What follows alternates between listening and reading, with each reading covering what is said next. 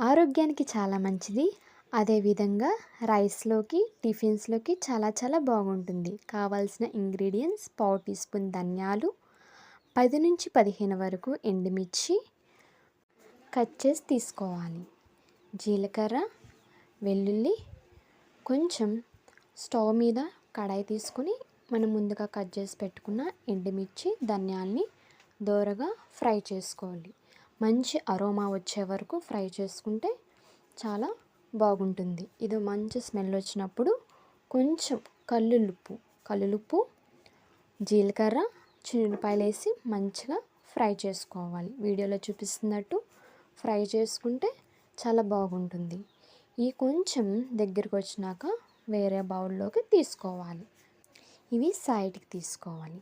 అదే ప్యాన్లో మనం ఫ్రెష్గా వాష్ చేసుకున్న మన మెయిన్ ఇంగ్రీడియంట్ కరివేపాకు మంచిగా వాష్ చేసుకొని వీడియోలో చూపిస్తున్నట్టు ఒక్క ఆయిల్ డ్రాప్ లేకుండా ఫ్రై చేసుకోవాలి. చూసారా, కొంచెం కలర్ చేంజ్ అయింది. అలా ఫ్రై చేసుకుంటే చాలా బాగుంటుంది. దీంట్లో చింతపండు కూడా ఏమండి మన పొడిగా రావాలంటే ఈ 3 ఇంగ్రీడియంట్స్తోనే మన కరివేపాకు కారం రెడీ.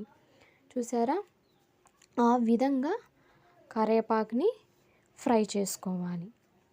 మనకి చిప్స్ సౌండ్ వచ్చేంత వరకు ఈ కరివేపాకుని ఫ్రై చేసుకోవాలి. నేను వీడియోలో చూపిస్తున్నాను, సౌండ్ మధ్యలో కట్ అయిందండి.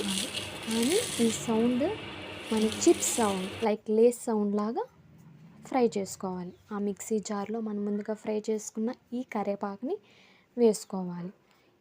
కరివేపాకు, ముందుగా మనం ఫ్రై చేసి పెట్టుకున్న ధనియాలు, ఎండుమిర్చి, వెల్లుల్లి, జీలకర్రను కూడా ఒకేసారి వీటన్నిటిని ఫ్రై చేసుకోవాలి. ఇది ఇడ్లీలోకి, రైస్లోకి నెయ్యి వేసుకుని తింటే ఉండిద్ది. ఆహా, సూపర్గా ఉండిద్ది, అంత బాగుండిద్ది. చూసారా, గ్రైండ్ చేసుకున్నాక ఎంత పొడుగుంది, సుద్దులు లేకుండా మంచిగా మనకి ఫ్రై అయింది. ఈ కరివేపాకు కారం తింటే చాలా బాగుండిద్ది. చూసారా. నెక్స్ట్ ఏ వీడియో కావాలో కామెంట్ చేయండి.